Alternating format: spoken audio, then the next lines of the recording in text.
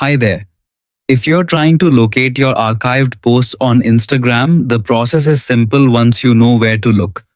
But it can feel a bit hidden at first. Go to the Instagram app menu and go straight to your profile by tapping your profile picture in the bottom right corner. This will take you to your personal page where all your posts are displayed. Next, look at the top right corner and tap the menu icon, the three horizontal lines. This opens Instagram's main settings and activity panel. Here you'll find different options related to your account, privacy, and usage. Scroll down carefully until you see the section labeled How You Use Instagram. Under this area, look for Removed and Archived Content. Tap on it to continue. Now select Archived. At this point, Instagram may automatically open your stories archive by default.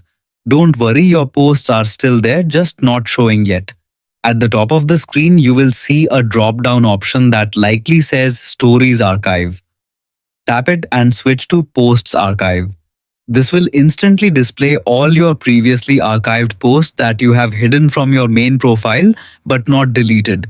From here, you can view, restore, or manage your archived posts easily. It's a useful feature for organizing content, revisiting old memories, or bringing back posts whenever you want.